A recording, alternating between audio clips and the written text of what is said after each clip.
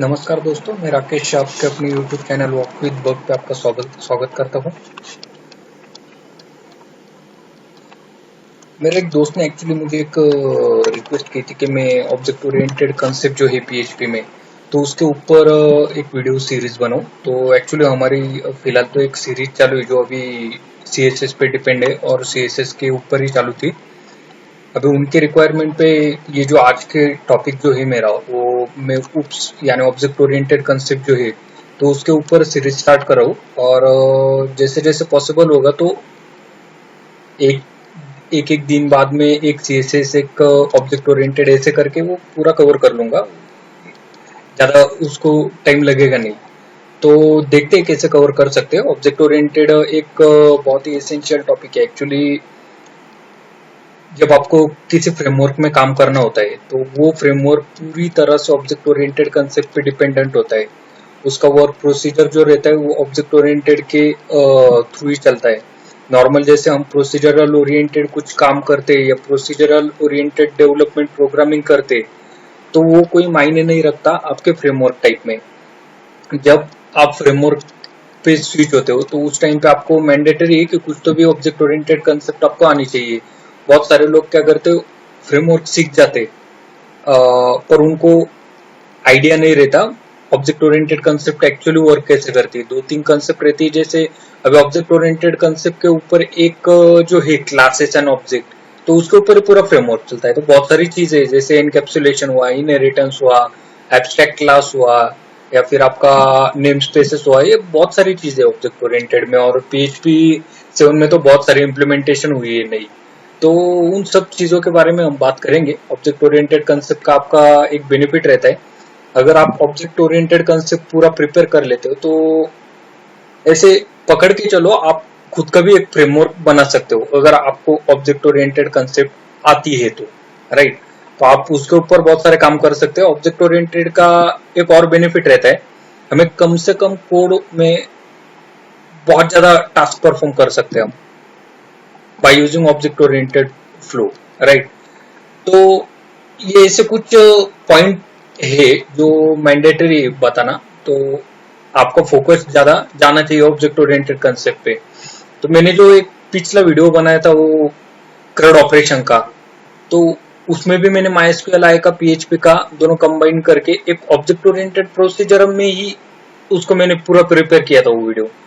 तो मैं भी ज्यादा प्रेफर करता हूँ तो ऑब्जेक्ट ओरिएंटेड ही, प्रोसीजरल ओरिएंटेड के तरफ में ज्यादा जाता नहीं हूँ क्योंकि उसमें बहुत ज्यादा काम करना पड़ता है, वो टाइम कंज्यूमिंग प्रोसेस होती है और जो भी कोड रहता है वो रिपीट रिपीट करके लिखना पड़ता है, तो उसमें बहुत ज्यादा समय निकल जाता है। ऑब्जेक्ट ओरिएंटेड में क्या रहता है, जैसे कि ड्राई कंसेप्ट आपने सुनी होगी शायद से, डोंट रिपीट योर सेल्फ। तो एक ही बार कोड करना पड़ता है और बार बार उसको हम यूज कर सकते हैं, उसको दोबारा से लिखने की जरूरत नहीं पड़ती। एक मॉडल बना के रखना पड़ता है, उसको ये हर बार अगर हम कॉल करते तो उसी मॉडल में से प्रोसीजर बन हो जाती है। तो चलो आज देखते हैं आज हम क्या करने वाले हैं। तो एक बेसिक आइडिया में दे देता हूँ, फंक्शन कैसे वर्क करते हैं ना, इसके बारे में पहले हम पढ़ लेंगे, जानकारी ले लेंगे। उसके बाद में हम क्लासेस की तरफ जाएंगे, राइट। तो क्लासेस है, इनहेरिटेंस है, इनकैप्सुलेशन है, एब्स्ट्रैक्ट क्लासेस है, नेम स्पेसेस है, ट्रेड्स है, स्टैटिक कंसेप्ट है आपकी, तो लेट स्टैटिक बाइंडिंग है, ये ऐसे बहुत सारे कंसेप्ट है। तो टाइम टू टाइम देखेंगे। अभी फिलहाल तो आपका बेस पूरा क्लियर होना चाहिए। तो हम स्टार्ट करते हैं। जैसे मैंने बोला पीएचपी, अगर हमें पीएचपी में कुछ काम करना होता है सर्वर साइड में, तो हमें लोकल सर्वर का यूज करना पड़ता है। आइदर आपके सिस्टम में लैम्प हो, वैम्प हो, मैम्प हो या फिर जैम्प हो। तो मैंने वैम्प इंस्टॉल किया है। तो मेरा जो वैम्प है वो मेरे सी ड्राइव में है एंड वैम्प 64, इसमें मैं फोल्डर क्रिएट करता हूँ। तो सीरीज उसके रिलेटेड पूरा मटेरियल कैरी करेगी, राइट। तो इसको मैं नाम देता हूँ ऑब्जेक्ट, ऐसे नेमिंग कन्वेंशन थोड़े इस टाइप के होने चाहिए, ऑब्जेक्ट ओरिएंटेड। तो मैं पूरा डिस्क्राइब करके आपको थ्योरेटिकली भी इसके बारे में जानकारी दूंगा, जितना मुझे पता है तो उतनी जानकारी तो मैं आपको दे ही सकता हूँ। डायरेक्टली प्रैक्टिकल पे ही नहीं जाते, तो प्रैक्टिकल और थ्योरी दोनों को कॉम्बिनेशन करके मैं आपको एक्सप्लेन करूंगा, राइट। तो अगर कुछ डाउट होता है तो आप कमेंट कर दीजिए या फिर मेल भी मेरा अबाउट के सेक्शन में दिया हुआ है, मोस्टली कमेंट ही प्रेफर कीजिए। कमेंट में अगर आप कमेंट करते हो तो मुझे नोटिफिकेशन मिल जाएगा और मैं आपको तुरंत ही आंसर दे सकता हूँ, आपके डाउट्स क्लियर कर सकता हूँ, राइट। तो चलो इसको क्लियर करते हैं। एंड फंक्शंस, अभी सर्वर साइड है तो .php एक्सटेंशन देना पड़ेगा। देखते हैं हमारा वैम्प चालू है या नहीं। तो पहले तो मैं इसको ब्राउजर में ओपन करता हूँ, लोकल होस्ट, एंड हमारे फोल्डर का नाम था ऑब्जेक्ट ओरिएंटेड। थैंकफुली वैम्प सर्वर हमारा वर्किंग में, तो ज्यादा दिक्कत आएगी नहीं। पहले तो पेज को ओपन कर लेता हूँ। अभी ये तो पूरा ब्लैंक ही पेज है, इसमें हमने कुछ कोडिंग की नहीं है। तो चलो इसको कोड अभी स्टार्ट करते हैं। जैसे मैंने लास्ट ट्यूटोरियल में बताया था, और मे बी आपको डायरेक्टली आप ऑब्जेक्ट ओरिएंटेड पे आ रहे हो तो मैं तो कंसिडर करके चल रहा हूँ कि आपको आइडिया, बेसिक नॉलेज तो भी होगा कि पीएचपी वर्क कैसे करता है। अगर डायरेक्टली आप ऑब्जेक्ट ओरिएंटेड देख रहे हो, आपको पीएचपी का कोई बेस ही नहीं है, तो सजेस्ट करूंगा ये वीडियो आप स्किप कर दीजिए, क्योंकि आपके लिए तो खाली थ्योरेटिकली मैटर करेगा इस सीरीज में। और ये कंसेप्ट में अगर आपको पीएचपी के बारे में कुछ जानकारी नहीं है, अगर आप थोड़ा बहुत फेमिलियर हो पीएचपी से, तो कंटिन्यू कर लीजिए वीडियो को, ठीक है। तो चलो देखते हैं एक्चुअली फंक्शन वर्क क्या करता है, पहले उसके बारे में जानकारी ले लेते हैं।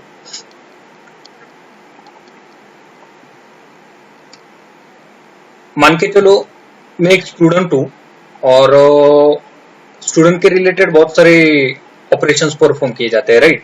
तो स्टूडेंट हुआ तो स्टूडेंट का एकेडमिक एडमिशन रहता है, स्टूडेंट्स के रिजल्ट रहते हैं, स्टूडेंट का अटेंडेंस शीट रहता है, स्टूडेंट की एक्टिविटीज रहती है। तो ये जो सब रहते हैं ना, इनको हम कन्वर्ट करते हैं या फिर इनको हम कंसिडर करते हैं फंक्शंस में। जैसे अभी मान के चलो हमारे पास एरिथमेटिक ऑपरेशन है, तो एरिथमेटिक ऑपरेशन एक बेसिक सिंपल एग्जांपल ले रहा हूँ, तो इससे आप बहुत जल्दी समझ सकते हो। अगर मुझे एडिशन परफॉर्म करना होगा तो एडिशन एक फंक्शन के तरह मैं ट्रीट करूंगा। इस सीरीज को मैं आपको डायरेक्टली करके भी दिखाता हूँ। एरिथमेटिक ऑपरेशंस, अभी देखो पीएचपी में अगर आप यूज करते हो, मतलब ऑब्जेक्ट ओरिएंटेड की तरह ही अगर आप जाते हो, फंक्शंस यूज करते हो, तो फंक्शंस आपको यूज करने के पहले एक्सेस स्पेसिफायर देना पड़ता है। अभी मैं इसको कहूंगा पब्लिक, इसे मैं फंक्शन, एंड जो फंक्शन हमें अभी यूज करना है, तो मान लीजिए अगर हमें मैथमेटिक का एडिशन परफॉर्म करना है, राइट। तो मैं यहां पे लिखता हूं एड फंक्शन। मैंने पूरा एडिशन नाम नहीं लिखा, क्योंकि एडिशन एक डिफॉल्ट फंक्शन भी हो सकता है पीएचपी का। अगर मैं वो यूज करूंगा तो शायद से कुछ प्रॉब्लम आ सकती है, तो बेटर वे बाद में उसको पूरे कोडिंग करने के बाद हमें पता चले, तो इससे बेहतर है मैं अपना कुछ यूनिक ही नाम दे देता हूँ, राइट। तो ये मुझे कन्वीनियंट रहता है। अभी फंक्शन का एफ से स्टार्ट होता है, तो एफ को मैं कैपिटल कर देता हूँ। तो ये एक मेरा प्रोसीजर है, मैं इसी फ्लो को फॉलो करता हूँ। अभी एक्सप्लेन करता हूँ कि इस पूरे ब्लॉक का मीनिंग क्या है। फंक्शन है, एडिशन का फंक्शन हमें परफॉर्म करना है, तो एक्सेस स्पेसिफायर पब्लिक ही क्यों दिया है? अगर हमने पब्लिक दिया नहीं तो परफॉर्म क्या होगा? तो बाय डिफॉल्ट अगर आप कोई फंक्शन डिक्लेयर करते हो पीएचपी में, तो उसको by default public he consider किया जाता है। तो पब्लिक का मीनिंग क्या होता है, एक्सेस स्पेसिफायर होते क्या है? तो एक ओवरऑल बेसिक इंफॉर्मेशन दे देता हूँ। एक्सेस स्पेसिफायर के ऊपर दूसरा एक वीडियो बनने वाला है, तो उसमें पूरी डिटेल में जानकारी दे दूंगा मैं आपको। मान के चलो एक पब्लिक अगर हम एक्सेस स्पेसिफायर लेते हैं, तो पब्लिक का मीनिंग होता है, पब्लिक यानी सबके लिए अवेलेबल। सबके लिए अवेलेबल यानी एक क्लास है, दूसरा क्लास है, तीसरा क्लास है। अगर हमारा सेकंड क्लास पहले वाले क्लास की प्रॉपर्टीज इनहेरिट कर रहा है, मतलब उसको एक्सेस कर रहा है, और उसमें कुछ फंक्शन है जो पब्लिक है, तो सेकंड क्लास फर्स्ट वाले क्लास के सब फंक्शन एक्सेस कर सकता है जो पब्लिक है, राइट। फॉर एग्जाम्पल एक सिंपल एग्जाम्पल देता हूं मैं आपको। आपका एक मकान है, राइट। तो वो जो मकान है वो आपके फैमिली के पूरे मेंबर एक्सेस करते हैं। कंसिडर कर लो 4 फैमिली मेंबर है, चारों के चारों बाहर जाते हैं, 2 स्टूडेंट है, 2 जॉब पे जाते हैं। तो चारों के पास एक की होगी, तो वो की का यूज करके वो डोर ओपन कर सकते हैं, राइट। तो वो हुआ पब्लिक स्पेसिफायर, राइट। तो एक ही लॉ के पर 4 जन जो है वो उसको एक्सेस कर सकते हैं। अगर मैं उसको प्राइवेट करता हूं तो मैं कैसे कंसिडर करूंगा, या फिर प्राइवेट प्रॉपर्टी जो रहती है उसको मैं कैसे कंसिडर करता हूं।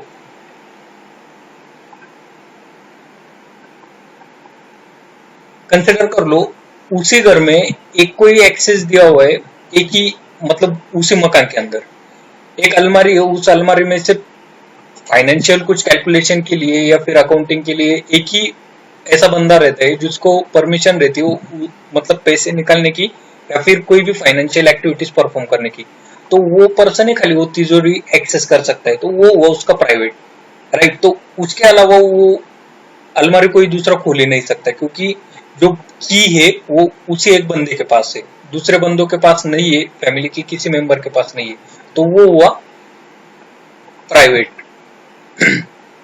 प्रोटेक्टेड, अभी प्रोटेक्टेड के बारे में जानकारी लेते हैं। प्रोटेक्टेड होता क्या है, तो प्रोटेक्टेड एक्चुअली कंसेप्ट ऐसी है एक्सेस स्पेसिफायर की, एक ही क्लास के अंदर जो भी प्रोटेक्टेड हमने डिक्लेयर किए हुए, ठीक है, एक ही क्लास के अंदर जो भी प्रोटेक्टेड वो एक्सेसिबल रहते हैं, दूसरे क्लास के साथ वो एक्सेसिबल नहीं रहते, अगर जैसे हम प्रोटेक्टेड कहते। अभी ये प्रोटेक्टेड जो कंसेप्ट है वो थोड़ी कंफ्यूजिंग कंसेप्ट है, ऐसा कंसिडर कर लो एनकैप्सुलेशन के साथ भी हम इसे यूज करने वाले, तो उस टाइम पे आपको बहुत ज्यादा क्लियर हो जाएगा एक्चुअली वो उसका वर्किंग कैसे। तो फिलहाल उतना डीप में जाते नहीं है हम, इसको मैं एक पब्लिक ही दे देता हूं। आगे बढ़ते हैं, मुझे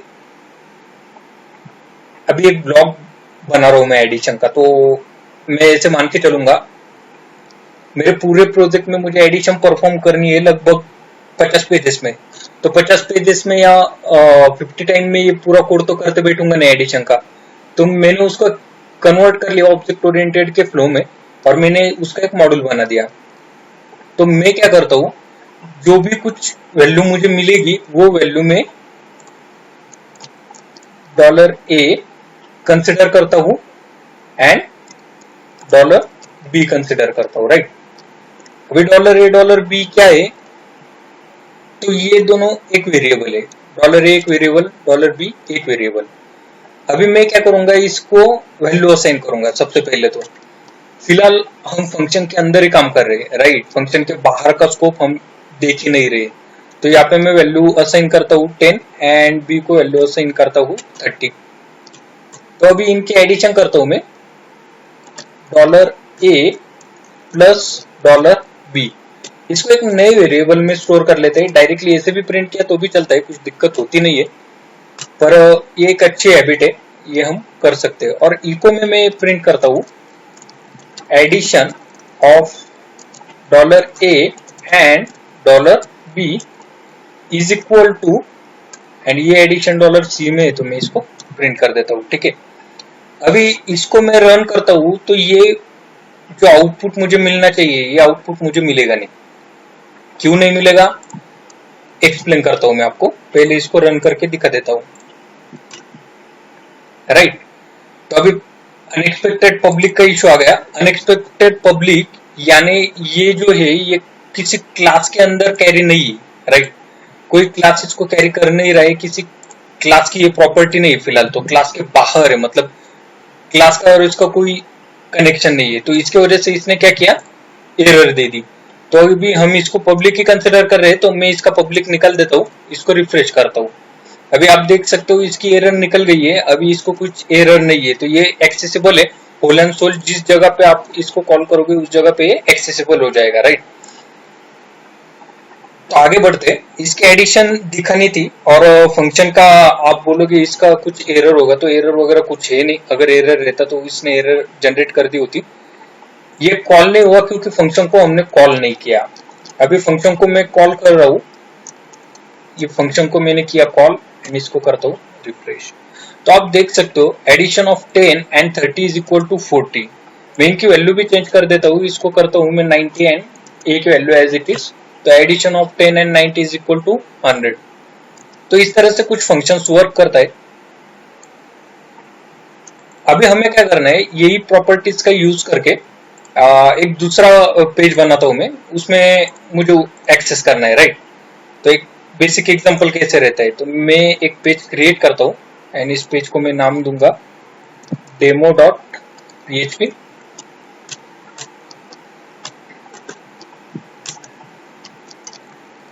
PHP ओपन करता हूँ। आपको एक पेज दूसरे पेज में इंसर्ट करने की प्रोसीजर पता होगी तो अच्छी बात है, वेल एंड गुड है। अगर नहीं तो कुछ इस तरह से करते हैं, आइदर आप रिक्वायर यूज करो, आइदर आप इंक्लूड यूज करो, आइदर आप रिक्वायर वंस यूज करो, आइदर आप इंक्लूड वंस यूज करो। तो क्या एक्चुअली उनका रोल क्या होता है तो वो मैं आपको बाद में एक नई वीडियो बना के एक्सप्लेन कर दूंगा, फिलहाल इतना कंसिडर कर लो। अगर इसमें मैं नाम देता हूँ functions.php तो वो फाइल इस फाइल के अंदर ऐड हो जाएगी, राइट। तो फिलहाल इसको ब्लैंक कमेंट दे देता हूँ, ब्लैंक आपको पहले रन करके दिखा देता हूँ इसका आउटपुट कैसे होता है। ठीक है, तो ये पूरी आपको ब्लैंक ही दिखाई दे रही है। अभी इसको मैं क्या करता हूँ, कमेंट आउट कर देता हूँ और अभी आप देख सकते हो इसने उस फाइल के कंटेंट इस फाइल में ऐड कर लिए, राइट। तो उस फाइल के कंटेंट इस फाइल में ऐड कर लिए यानी इंसर्ट कर लिए। तो अभी मुझे ये फंक्शन भी एक्सेसिबल होगा।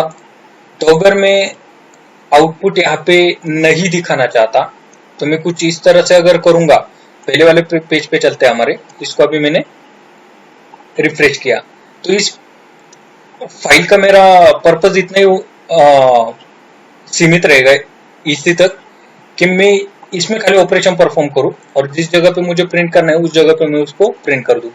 तो अभी मैं अगर उस फंक्शन को यहाँ पे कॉल करता हूँ तो वो एक्सेसिबल है, राइट। तो इसको मैंने रिफ्रेश कर दिया, सॉरी पेज दूसरा था। तो यहाँ पे आप देख सकते हो वो एक्सेसिबल है। अगर मैं इस फंक्शन को कमेंट कर देता हूं तो आप देख सकते हो रिजल्ट आपको मिलेगा नहीं। आपको अगर रिजल्ट भी ऐसे करना है, मतलब ये जो पूरा है तो इसको आपको आपके फॉर्मेट में प्रिंट करना है, तो आप क्या करोगे उसके लिए, तो रिटर्न कर दोगे। रिटर्न यानी सी की जो भी वैल्यू रहेगी वो रिटर्न हो जाएगी, राइट। तो उसको प्रिंट नहीं करेगा डायरेक्टली, वो रिटर्न कर देगा। तो इसको एक्सेस करने वाले जितने भी पेजेस होंगे या क्लासेस होंगे उन सब में ये प्रिंट कर सकते हैं हम, यानी ये वैल्यू एक्सेसिबल उधर रहने वाली है, राइट। ये खाली इसको रिटर्न कर देगा, डायरेक्टली प्रिंट करेगा नहीं। तो जिधर ये इसको रिटर्न कर रहा है उस जगह पे आप चाहे तो इसको किसी और के साथ मर्ज कर दो, ऐड कर दो, सब्ट्रैक्ट कर दो, किसी तरह से भी यूज कर दो या फिर इसको प्रिंट कर दो। अभी कमेंट आउट करता हूं, सेव करता हूं।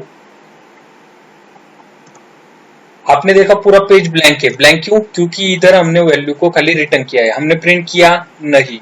तो हम अगर प्रिंट हमारे हिसाब से हमें प्रिंट करना है तो मैं यहाँ पे क्या करूंगा, डॉलर रिजल्ट में इसकी वैल्यू ले ली मैंने और इको में मैं क्या करूंगा, custom material custom content use करता हूँ मैं, राइट। तो हर जगह पे मुझे अलग अलग कंटेंट चाहिए, तो यहाँ पे मैं यूज करूंगा खाली एडिशन। तो आप देख सकते हो एडिशन इज इक्वल टू 100। अगर आपको दूसरे पेज पे यही एडिशन दिखानी है पर उसके आगे कंटेंट आपको कुछ और डालने हैं तो आप कर सकते हो। कंसिडर कर लो, इसको हम कहते हैं BR, तो इसको एक स्पेसिंग दे दी मैंने और यहाँ पे मैं करता हूँ addition of A and B is equal to, और यहाँ पे मैं लिखता हूँ, इसको भी ऐसे रहने दो, रिजल्ट। अभी और एक स्ट्रेटेजी बता रहा हूं, इसके ऊपर फोकस करो।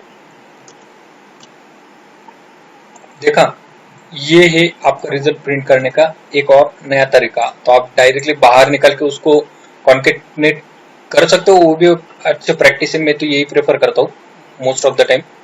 और आप इस तरह से अगर करना चाहे तो ये भी कर सकते हो। अगर आपको इसको भी डिवाइड करना है तो आप ऐसे भी कर सकते हो, ये भी फॉर्मेट आपके लिए है, आप इसको भी यूज कर सकते हो, जैसे चाहे आप उसको यूज करो, आपकी मर्जी। अभी फिलहाल तो मैं इसको निकाल देता हूँ, इसको भी निकाल देता हूँ एंड इसको एज इट इज कर देता हूँ। तो ये था बेसिक वर्किंग फंक्शंस का, फंक्शंस कैसे वर्क करते हैं। और आई होप आप लोगों को समझ में आया होगा। अगर कुछ दिक्कत है, कुछ डाउट है आपके जहन में तो कमेंट कीजिए। अगर नए हो चैनल पे, आपको वीडियो पसंद है तो लाइक कीजिए, सब्सक्राइब कीजिए और शेयर भी कीजिए चैनल को। बहुत सारे व्यूज भी हमें एक्चुअली बढ़ा नहीं, क्योंकि अगर व्यूज होते नहीं है तो मुझे भी वीडियोस बनाने में ज्यादा इंटरेस्ट आता नहीं है एक्चुअली। तो देखते हैं अभी कैसे रिस्पॉन्स मिलता है।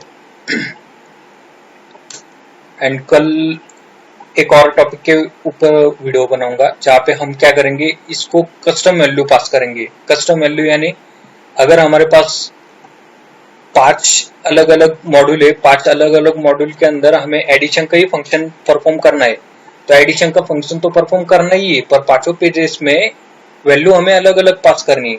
तो उस टाइम पे कैसे कर सकते हैं? यहाँ पे तो हमने डायरेक्टली खाली जो इनबिल्ट रिजल्ट है वही हमने प्रिंट कर दिया। तो कल के वीडियो में हम देखेंगे कि कस्टम वैल्यू का हमें रिजल्ट कैसे मिलता है, कस्टम वैल्यू को हम कैसे प्रिपेयर कर सकते हैं। तो मिलते हैं कल के वीडियो ट्यूटोरियल में। अगर फिर से एक बार रिक्वेस्ट कर रहा हूँ, अगर नए हो चैनल पे तो सब्सक्राइब कर दीजिए, एंड अगर वीडियो अच्छा लगता है तो लाइक भी कर दीजिए। मिलते हैं कल के वीडियो में। Stay safe and stay home.